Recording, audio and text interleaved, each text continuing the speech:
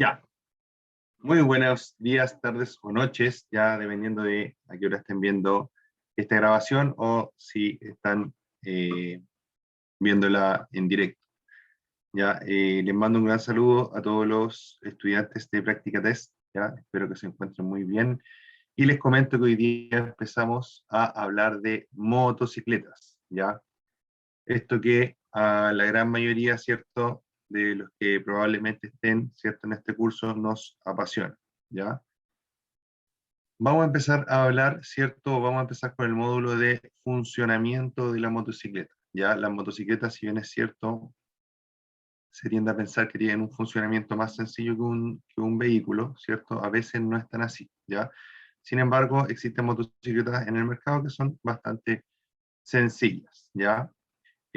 Una cosa importante, ¿cierto? Que con lo que siempre me gusta empezar estos ciclos, ¿cierto? De aprendizaje sobre motocicleta, es que la motocicleta despierta pasiones, ¿ya? Y como toda cosa que despierte pasiones también tiene involucrados sus riesgos, ¿ya? La motocicleta tiene muchos riesgos, ¿cierto? Inherentes al uso de la misma, ¿ya?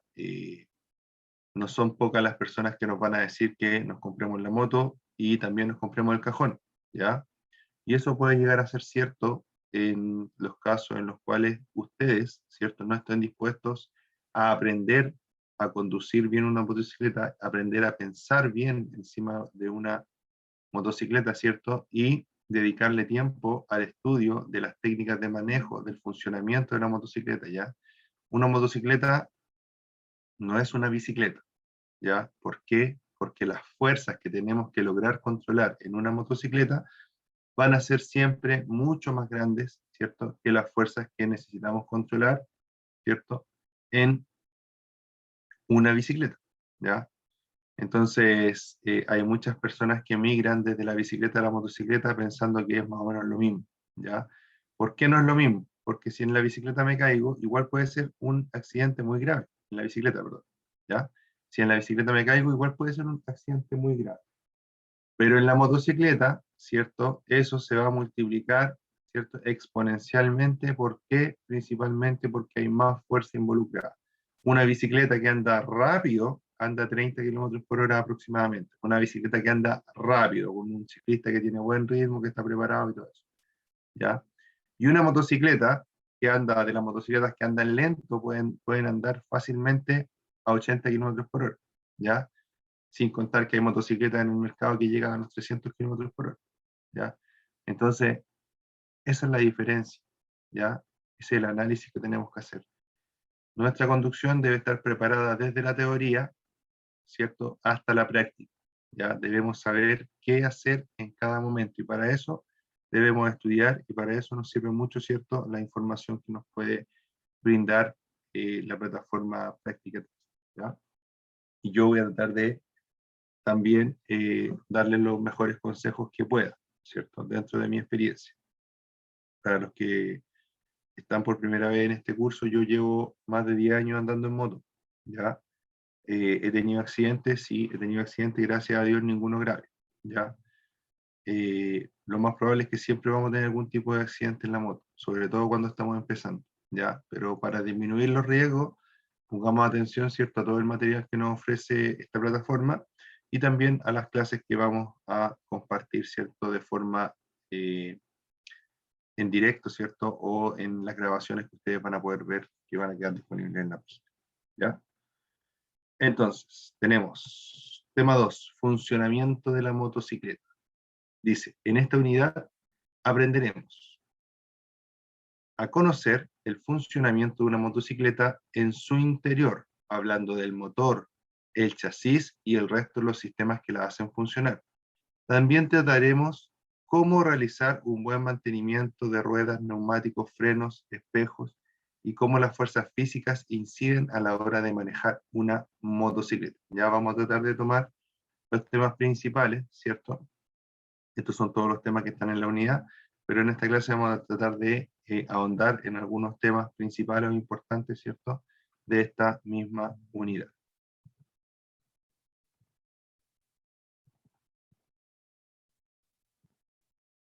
El chasis. Vamos a hablar primero del chasis, ¿cierto? El chasis. ¿Qué es el chasis? Vamos a decir que el chasis es un tipo de esqueleto, ¿ya? Una cosa importante que yo les quiero hablar del chasis es que el chasis es la base de la motocicleta. Si el chasis eh, sufre un accidente, ya es muy difícil. No, a ver, lo voy a poner más en contexto todavía para que me entiendan. Si la motocicleta tiene un accidente, ¿cierto? Y este accidente incluye daños en el chasis, es muy difícil que esa motocicleta vuelva a comportarse de la misma forma como se comportaba antes del accidente, ¿ya? En ese caso, lo mejor y lo más adecuado es o dar de baja el vehículo, ¿cierto? O realizar una reparación profunda del chasis, pero aún así es muy difícil que quede bien. O cambiar el chasis, ¿ya? Pero hay que ver, ¿cierto? Las disponibilidades legales, a veces se puede, ¿cierto? Realizar un cambio de chasis y a veces no se puede realizar un cambio de chasis. Entonces, hay que ver hartas cosas antes de ponernos a reparar una moto que recibió un daño tan grande que afectó el chasis, ¿ya? Todas las otras partes, si el chasis está derechito, ¿cierto? Está en buen estado, no se quebró, no sufrió daño, todas las otras partes se pueden reparar. Pero el chasis ya es más difícil, entonces ahí hay que entrar a pensar, ¿cierto? En considerar la moto como una pérdida, ¿ya? Recuerden que a nadie le gustaría que le vendieran, ¿cierto? Una moto con un chasis que está quebrado, ¿cierto? O que está soldado o que va a revestir algún tipo de peligro para el funcionamiento, ¿ya? Si eso pasa, tratar de informar siempre al nuevo dueño, ¿ya? Para que sepa lo que está comprando, ¿ya? Entonces, eh, el chasis, ¿cierto? Va a soportar las horquillas delanteras y el basculante trasero principalmente, ¿ya? Vamos a bajar un poquito acá. Esto es un chasis, ¿ya? Eso que está ahí, que estamos viendo en este momento, es un chasis. Este chasis, ¿cierto? Tiene la particularidad, ¿cierto?, de que en esta zona de acá, esta es la zona delantera del chasis, ¿ya? Y esta es la parte trasera del chasis. Toda la parte metálica, ¿cierto? Toda esta parte metálica es considerado el chasis. En esta parte de acá va situada la dirección, es decir, en esta parte van a ir las telescópicas o la horquilla, ¿cierto? Como le quieran llamar, y va a pasar por acá un eje, y ese eje va a quedar conectado a toda la parte delantera de la motocicleta, incluida la rueda delantera. ¿Qué les quiero decir acerca de este chasis?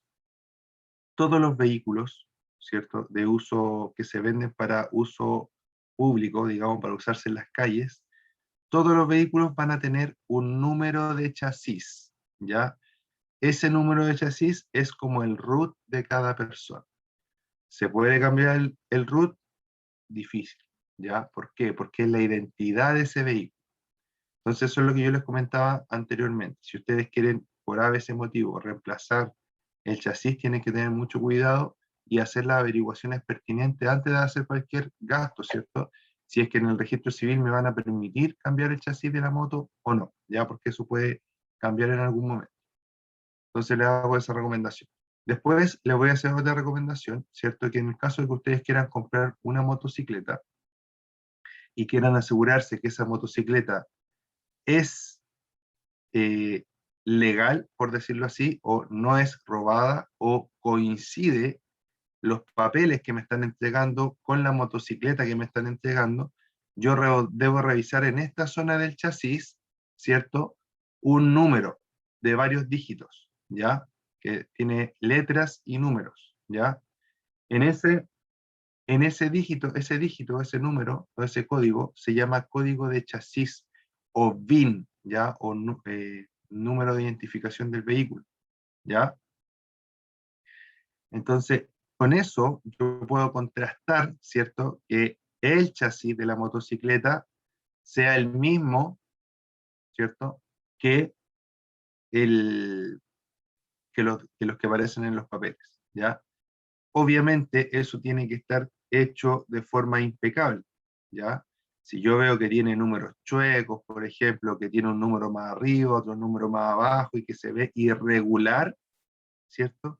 Puedo sospechar de que ese vehículo o ese chasis está adulterado, ¿ya? Y podría haberme involucrado en una clonación de un vehículo, etc., ¿ya? Entonces, ojo con eso, parte legal, ¿ya? Entonces, en esta parte delantera del chasis vamos a encontrar una horquilla, ¿cierto? Y esa horquilla va a ir conectada a la rueda delantera de la motocicleta. Y en esta parte trasera, ¿cierto? Tenemos el basculante, que en este caso está instalado en el chasis. No es parte del chasis, pero está instalado en el chasis. Y también la suspensión trasera está instalada, ¿cierto? En el chasis, aunque no es parte del chasis, ¿ya?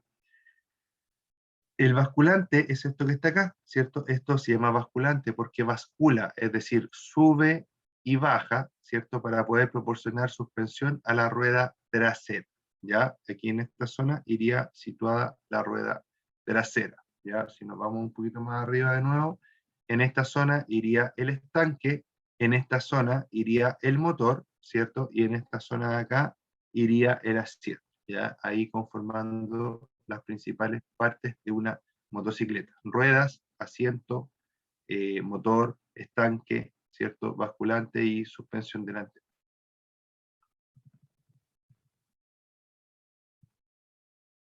Si quieren saber más de los chasis, les recomiendo visitar este video, que la verdad que está bien interesante.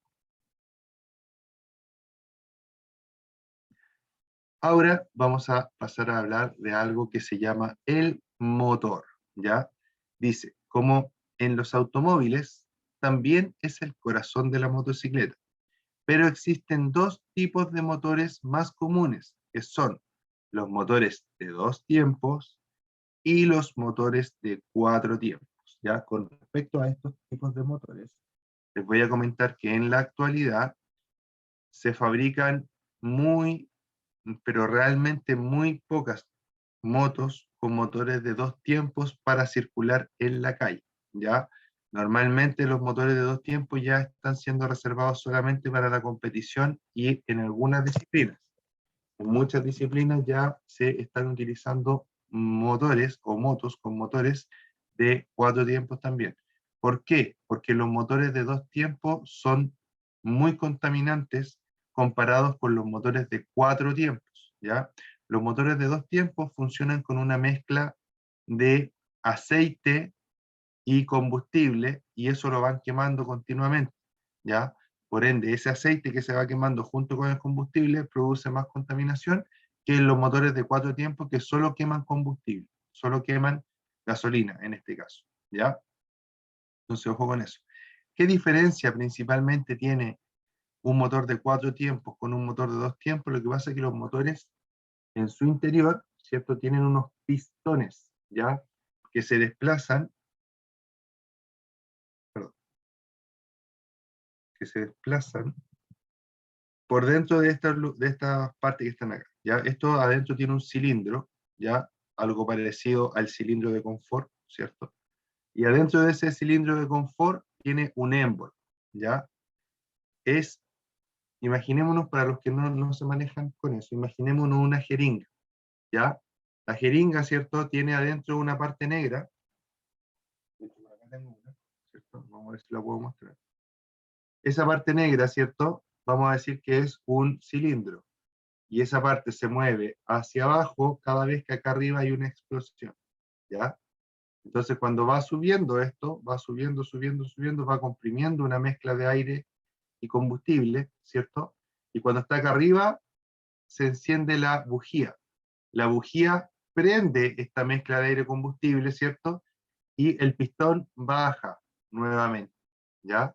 Al bajar, ¿cierto? Acá abajo está unido a una manivela, y esa manivela es el cigüeñal que recoge el movimiento, lo transforma de un movimiento, ¿cierto?, que es recto, hacia arriba y hacia abajo, lo transforma en un movimiento circular, igual que los pedales de la bicicleta, ¿ya?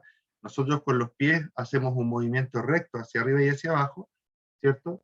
Y digamos, la catalina y la cadena lo transforman en un movimiento circular continuo para llevarlo a la rueda trasera. Exactamente pasa lo mismo en la motocicleta, pero con un motor, ¿cierto? Algo parecido a esto, como les digo, es el pistón. Ya los que se manejan más con los pistones y los motores, obviamente entienden también eh, mejor todavía, ¿cierto? Lo que estoy tratando de explicar. Ahora, volviendo al ejemplo de esto, ¿cierto? Cuando yo tengo un motor de 2 tiempos, significa que cada vez que el pistón llega arriba, ¿cierto? Se produce una explosión y produce un empuje hacia abajo, ¿ya? Entonces tengo un tiempo hacia arriba y un tiempo hacia abajo, 2 tiempos. Y luego vuelvo hacia arriba y parto otro ciclo porque hay otra explosión. Después de eso, ¿cierto? Voy a decir que tengo un motor de 4 tiempos. ¿Cuál es la diferencia? La diferencia es que el motor de 4 tiempos va a ir para arriba, ¿cierto? Va a producir una explosión, va a ir para abajo, va a subir para arriba, en este no va a provocar explosión y va a volver a bajar, ¿cierto? Eh, y en eso tengo 4 tiempos por una sola explosión, ¿ya? Por eso tengo motores que son de 2 tiempos y tengo motores que son de 4 tiempos. Los de 4 tiempos, para que exista un empuje del pistón, tiene que ir compresión, ¿cierto? Ahí iría en compresión, no, vamos a partir de acá. Admisión, compresión, trabajo, que es el que produce el empuje, y escape. Ahí tengo 4 viajes del pistón. En cambio, en el de 2 tiempos tengo, ¿cierto? Cuando baja, produce la admisión, ¿cierto? No, perdón. El motor de 4 tiempos, perdón, de 2 tiempos, sube, ¿cierto? Y baja, y en eso hace todo lo que tiene que hacer. La admisión, la compresión, ¿cierto? El escape y el trabajo lo hacen en el mismo tiempo porque trabajan con un sistema distinto, ¿cierto? No trabajan con válvulas, sino que trabajan con un sistema que se llama sistema de lumbreras. Pero como les dije anteriormente, ese, la deficiencia que tiene ese sistema es que es muy contaminante porque necesita lubricarse, ¿cierto? Con aceite dentro de la cámara de combustión, ¿ya? Eso es lo importante que necesito que ustedes entiendan, ¿ya? Que por eso se ocupan en la actualidad más motores de 4 tiempos que motores de 2 tiempos. Ahora, en torno a la potencia, ¿cierto? Los motores de 2 tiempos permiten, ¿cierto? Que el motor en menos cilindrada tenga más potencia y sea más, esa potencia se obtenga más rápido, ¿ya? Los motores de 4 tiempos, como tienen que viajar el doble de veces, ¿cierto? Producen menos potencia y esa potencia es menos explosiva, por decirlo así, menos violenta, ¿ya? Ya. Entonces, acá, ¿cierto? Les voy a mostrar otra característica de los motores. Los sistemas de enfriamiento, ¿ya? Si ustedes se fijan, este tipo de motor que está acá es un motor que tiene unas aletas, ¿ya?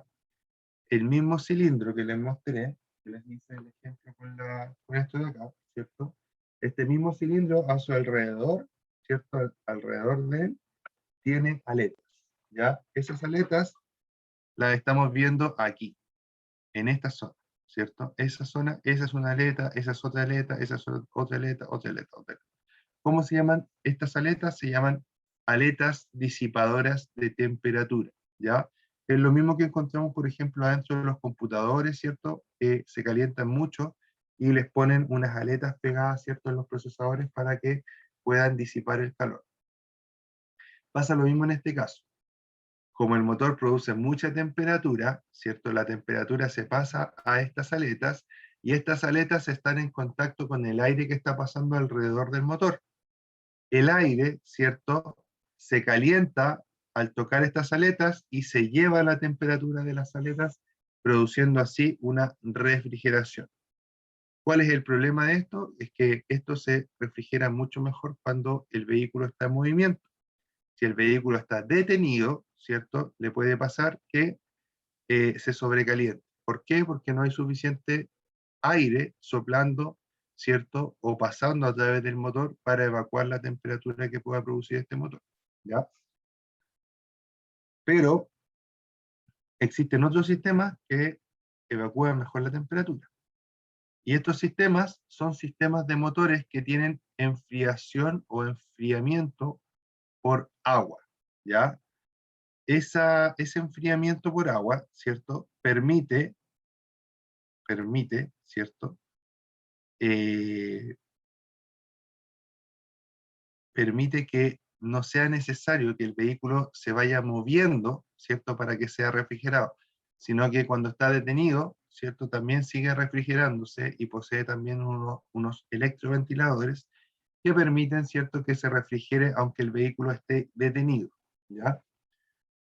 Si ustedes se fijan, esta parte de aquí, miren, esta zona de aquí es lo mismo que esta zona de acá, ¿ya? Con una configuración distinta, pero es la misma parte del motor, ¿ya? Esta zona o esta zona. ¿Cuál es la diferencia? Que este motorcito que está acá no tiene, ¿cierto? Perdón, es la misma parte que esta zona. Ya, bueno, esta zona se comparte en realidad, ¿ya? Entonces, la diferencia es que si ustedes se fijan, ni acá, eh, yo tengo aletas, ¿ya? ¿Por qué no tengo aletas? Porque por el interior de este motor, ¿cierto? Circula líquido, ¿ya? Lo que comúnmente le llamamos agua o refrigerante, ¿ya? Entonces, el calor, ¿cierto? Lo toma el líquido, lo toma esta agua destilada que está dentro del motor, ¿cierto? Combinada con anticongelante, y eh, permite, ¿cierto?, que esto salga del motor, esta agua salga del motor con la temperatura y se vaya a un radiador, ¿ya? Un radiador que está también en contacto con el aire y que también permite que el aire, ¿cierto?, refrigere el líquido y lo vuelva a enviar dentro del motor, ¿cierto?, más fresco, más frío, para que siga enfriando, ¿ya? Entonces tenemos en los motores dos tipos de refrigeración, uno por aire y otro por agua, ¿ya? Dependiendo de para lo que yo quiera la motocicleta, si quiero viajes largos, viajes cortos, si quiero estar 2, 3 horas arriba de la motocicleta, 100 kilómetros por hora, es la moto y el motor que yo debería elegir, ¿cierto? Debería tomar en cuenta esos parámetros para saber realmente si me conviene más una moto con refrigeración líquida o me conviene más una moto con refrigeración por aire.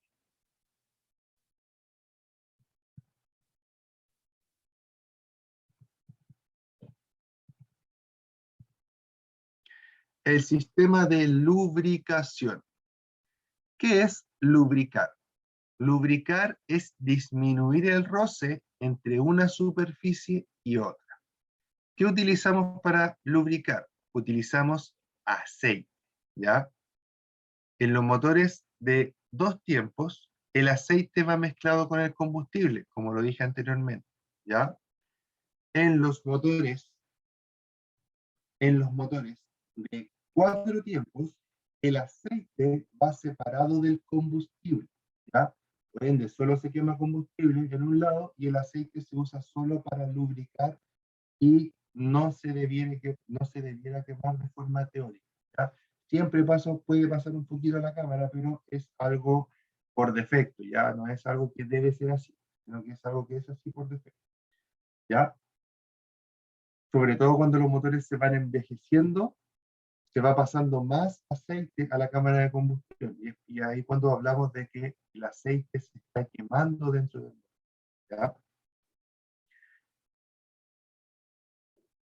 Si el aceite, ¿cierto?, se quema dentro del motor, en un motor de cuatro tiempos, es un problema. ¿Por qué? Porque aumenta la contaminación, aumenta el consumo de aceite, podría, por ejemplo, el motor quedarse sin aceite y sin lubricación, fundirse y provocar daños graves para el motor, ¿ya? Y el consiguiente costo económico que eso significa, ¿ya? Entonces siempre debemos estar cuidando el nivel de aceite de nuestra motocicleta.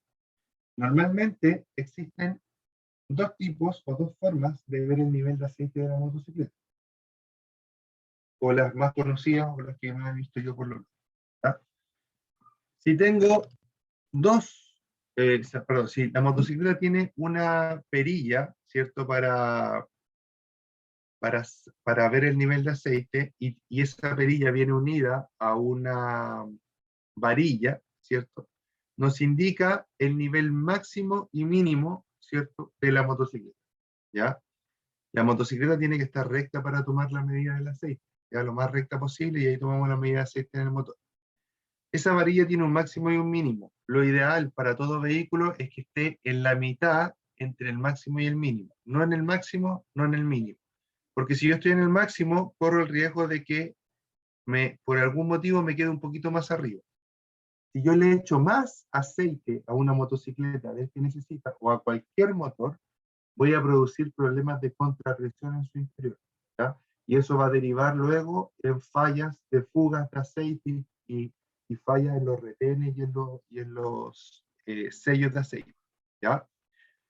Si yo le echo, si tiene menos aceite, ¿cierto? Del indicado por el fabricante, lo ideal, ¿cierto?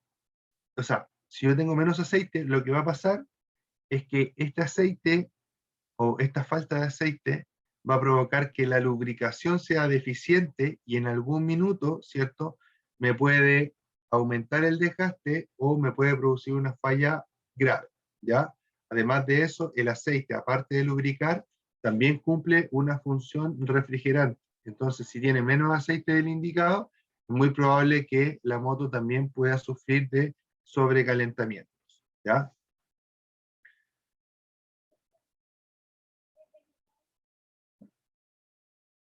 Ah, me faltó decir otra parte, ¿sabes? Por eso estaba pensando que sabía que me faltaba una parte. Y la otra forma de ver el nivel de aceite es que algunas motos traen una especie de ojo mágico, ¿ya? En el cual con ese ojo, ¿cierto? Se puede ver el nivel de aceite, ¿ya? Si nosotros movemos la moto, vamos a ver que el nivel de aceite, el ojo mágico, es como un círculo de vidrio que tiene puesto el motor, ¿ya? Por uno de los costados. Más bien en su zona baja, ¿cierto? Porque obviamente el aceite va a reposar en la zona baja del motor. Entonces, cuando yo muevo la moto, ¿cierto? Este nivel se va a mover. Normalmente el nivel debería estar hasta la mitad también de este ojo mágico o de este visor de aceite, ¿cierto? Si el visor de aceite o si el visor de aceite no me muestra, ¿cierto? La cantidad de aceite que tiene, pueden haber dos factores. Tres factores en realidad. Una, o está muy bajo o está muy alto, ¿cierto? O el ojo está contaminado, ¿cierto? Está sucio y no permite, ¿cierto?, ver cómo se mueve el aceite en el interior. Y para eso, obviamente, necesitamos hacer la debida mantención.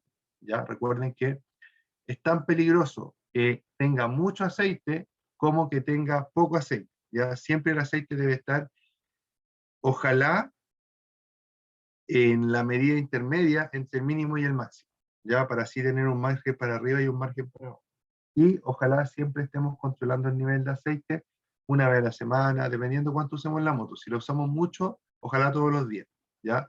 Si lo usamos solamente para uno o dos viajes al día, a lo mejor, viajes cortos me refiero, a lo mejor va a ser suficiente con que lo revisemos una vez a la semana, pero no más que eso, ¿ya? Entre más cortos sean los periodos de revisión, ¿cierto? Menos probabilidades vamos a tener de que la moto falle porque vamos a detectar antes algún tipo de problema, ¿ya? Entonces, en este video, por ejemplo, ustedes se van a fijar, ¿cierto? Cómo el aceite está depositado en el fondo del motor, ¿cierto? Y el aceite sube, sube, sube, va hasta arriba, ¿cierto? Y se va por unos conductos, llega a las distintas partes móviles del motor por presión, ¿ya? Otra cosa importante es que en las motocicletas, ¿cierto? En la mayoría de las motocicletas de 4 tiempos, el aceite, ¿cierto? El aceite del motor se comparte con la caja de cambios, ¿ya? Entonces es muy importante respetar los intervalos de mantenimiento según lo que me diga el fabricante, ¿ya?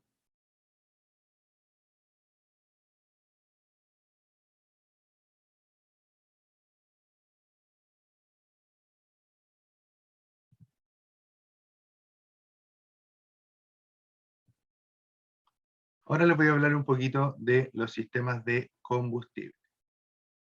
En la actualidad, cada vez más tenemos motocicletas con sistema de inyección electrónico, ¿ya? El sistema de inyección electrónico se empezó a masificar en los años 85 al 93 en los vehículos, ¿ya? En los vehículos del año ya 93, muchos vehículos o todos los vehículos que se vendían debían tener gestión electrónica de inyección, ¿ya? O control de emisiones. En la actualidad todavía quedan algunas motocicletas, o todavía quedan muchas motocicletas en el mercado, ¿cierto? Nuevo o usado, ¿cierto? Que operan con carburador, ¿ya? El carburador es un sistema mecánico de inyección y no es tan eficiente, ¿ya? Pero cada vez más existen muchas alternativas de motocicletas con inyección electrónica. ¿Qué significa esto? Que la inyección de combustible hacia el motor la realiza, o el cálculo de la inyección la realiza un computador, un procesador, ¿ya? Esa es la diferencia entre tener carburador y inyección, ¿cierto? El carburador no tiene ojos ni manos, por decirlo así, ¿ya? Es un ente fijo, ¿ya? No puede saber si la moto está cruzando la carretera, o sea, perdón, no puede saber si la moto está cruzando la cordillera o está dando un paseo por la playa. Por ende, no puede corregir los parámetros de administración de combustible. La inyección electrónica, sin embargo, es como si tuviera ojos, ¿cierto? Y manos. ¿Por qué? Porque puede ver en el lugar donde está, dado las presiones, ¿cierto?, que se puedan manejar. Por ejemplo, si la motocicleta sube la cordillera, puede eh, rectificar, ¿cierto?, la inyección, darle más o menos combustible, depende de lo que necesita, si estuviera, por ejemplo, en la cordillera o si estuviera en la playa, porque hay distintos niveles de presión atmosférica, ¿ya? Esto provoca que la combustión de una moto, ¿cierto?, con inyección electrónica sea mucho más eficiente que la combustión de una moto con carburador, ¿ya? Hay personas que dicen que el carburador es más sencillo, otras personas que dicen que la inyección es más sencilla, depende. La diferencia principal está en que la inyección yo necesito herramientas específicas para poder preparar, ¿ya? Y el carburador, a lo mejor si tengo los conocimientos previos, ¿cierto? En mi cabeza, a lo mejor con un atornillador, ¿cierto? Puedo solucionar un problema, ¿ya? Entonces, ahí radica, pero el carburador, el carburador es el pasado, la inyección electrónica es el futuro, ¿ya? Para allá apunta la cosa.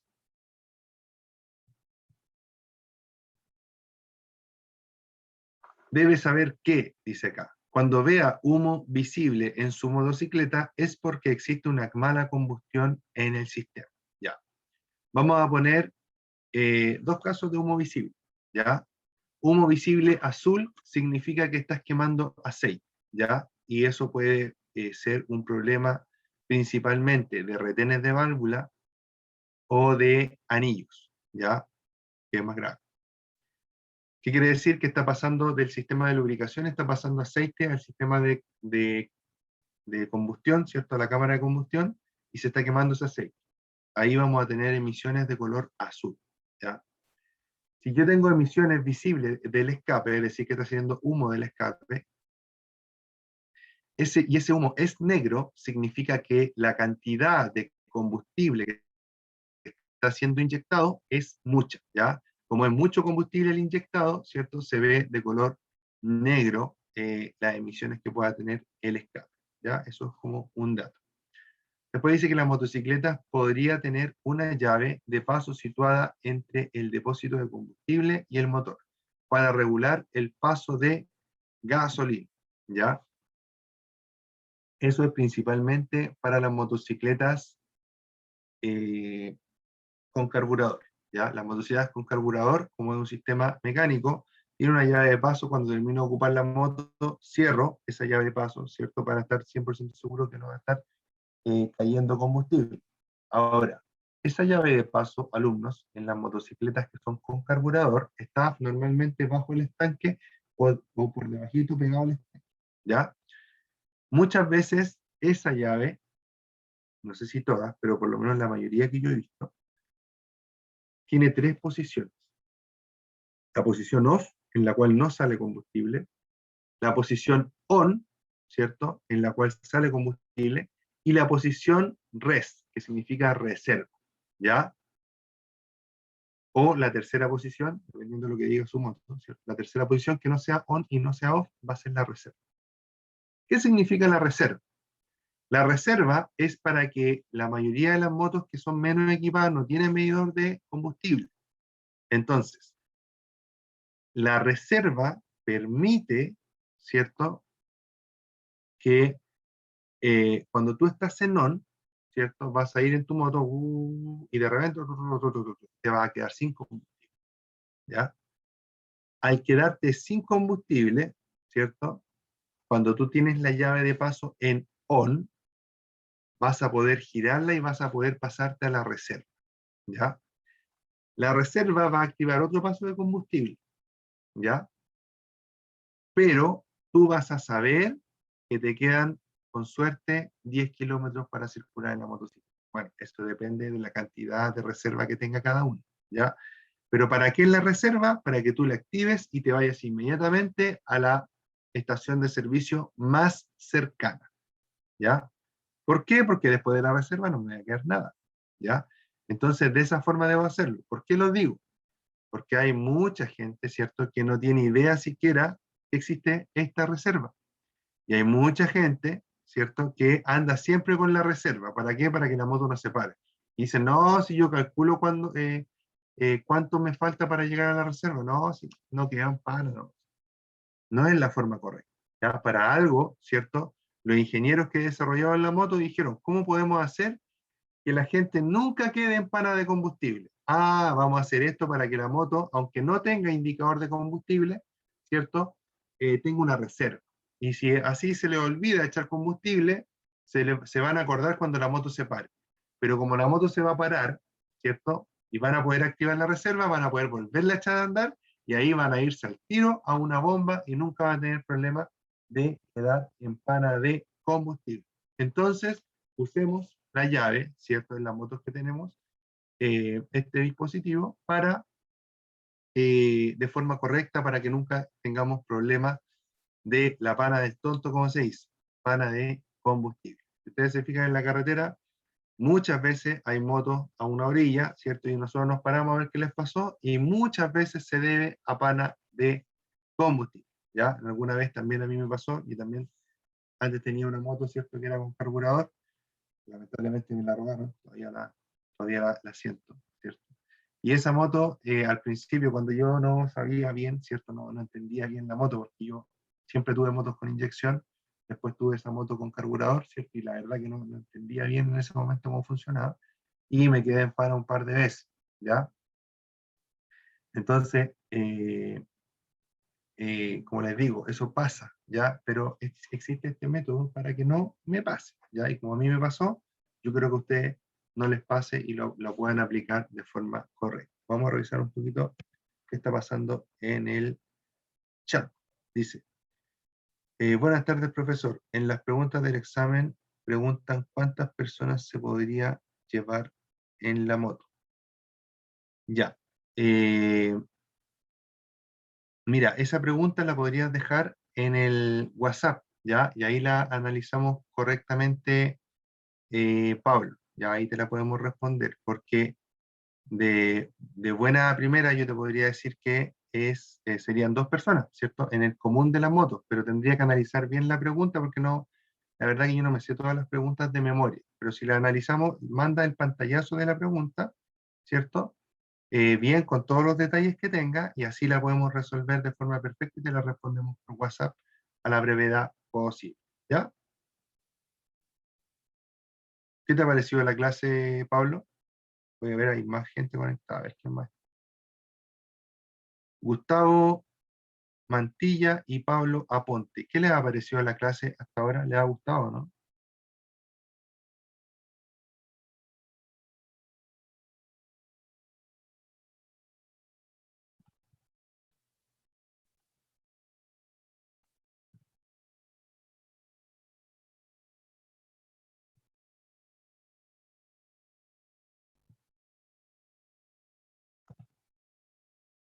Ya, qué bueno, chiquillos.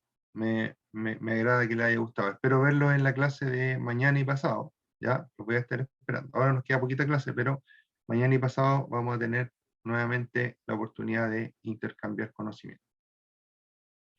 Ya, entonces, vamos a hablar por último, el último tema que vamos a tocar el día de hoy es el sistema de escape. ¿Ya?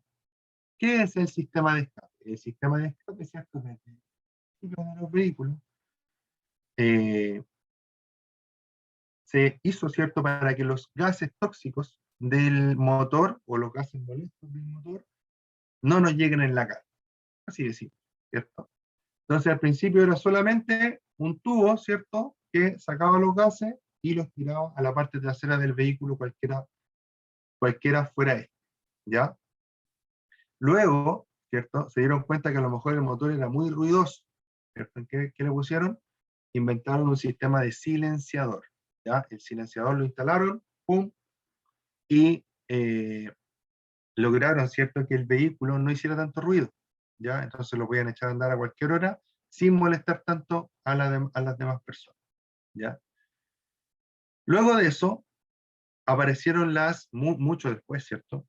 Apareció el problema de las emisiones, ¿ya? Entonces, ¿por dónde empezaron a atacar las emisiones? Por el escape, ¿ya?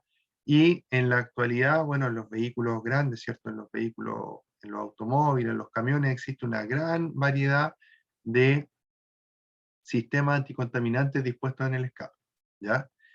En las motocicletas estamos en los catalíticos, ¿ya? Es decir, que en la actualidad las motocicletas modernas, ¿cierto?, traen en su escape un sistema de conversión catalítica, ¿ya? ¿Qué significa eso? Que si yo le saco el escape original a mi moto, ¿cierto?, y le pongo un escape cualquiera, estoy eliminando, ¿cierto?, eh, la capacidad de la motocicleta de limpiar los gases de escape y entregar al ambiente unos gases más limpios, ¿cierto? No van a ser 100% inofensivos, pero sí van a ser mucho más inofensivos que si no tiene este sistema de conversión catalítica. ¿Qué es lo que hace el convertidor catalítico? Lo que hace es tomar todos los gases, ¿cierto? Separa sus moléculas, separa sus átomos, ¿cierto? Y los vuelve a organizar de forma de formar, por ejemplo, en vez de CO, que es un gas muy nocivo, ¿cierto?, que si lo respiramos nos quedamos inconscientes y si lo seguimos respirando llegamos a la muerte rápidamente, ¿cierto?, que es lo que expelen los cálefonos, ¿cierto? Ese gas que es tan nocivo le agrega, ¿cierto?, un oxígeno más y lo transforma en CO2, ¿ya? ¿Y qué es el CO2? Es un gas que, si bien es cierto, es el principal precursor del efecto invernadero, al ser humano no le hace tanto daño, ¿ya? No le hace tanto daño como el CO. Entonces, si ustedes piensan, el CO2 es lo que traen las bebidas, ¿cierto? Las burbujas de las bebidas son de CO2, ¿ya? Entonces, inclusive nosotros lo ingerimos, ¿cierto? Después lo botamos y no nos producen un gran daño, ¿ya? No un daño inmediato como lo hace el monóxido de carbono. Entonces, ¿qué estamos haciendo? Cuando nosotros cortamos el escape y le ponemos un escape para que la moto suene más, por ejemplo, lo que estamos haciendo es bajar el rendimiento de la moto en aspectos anticontaminantes, ¿ya? Y yo les voy a decir otra cosa más. Cuando yo saco el escape, corto el escape y le pongo un escape cualquiera, ¿ya? Ese escape puede ser también perjudicial para la potencia del motor, al contrario de lo que piensan muchos, ¿ya? ¿Por qué? Porque es cierto que si libero el escape, puedo tener más potencia, sí es cierto, pero esa liberada de escape, y si yo le pongo cualquier tarro, me refiero con estos escapes baratos que venden, ¿cierto? En 40.000 pesos, no sé, que son escapes en realidad que son bastante de juguete, puede ser que yo descomprima también, entre comillas, el motor, ¿ya? Porque el motor también necesita que el escape haga una cierta presión, una cierta retención para funcionar de mejor forma. Es por eso que los escapes tienen unas curvas, ¿ya? Si ustedes ven los escapes de competición, los escapes caros, ¿cierto? Que se les ponen a los vehículos de competición, no son un tubo recto hacia atrás, sino que tienen unas curvas específicas, ¿cierto? Todos tienen que medir lo mismo, todos tienen que juntarse en cierta parte. Entonces no es llegar y cortar el escape y pensar que la moto va a andar más rápido, ¿ya? No es 100% así. Otra cosa importante que quiero que ustedes consideren, yo cometí varios errores cuando fui principiante, ¿ya? Entonces yo quiero que ustedes no cometan los mismos errores o que al menos tengan un pequeño conocimiento acerca del tema. Cuando tú pones un escape que suena mucho, ¿ya? primero que todo te va a gustar una semana y después te va a aburrir, ¿ya?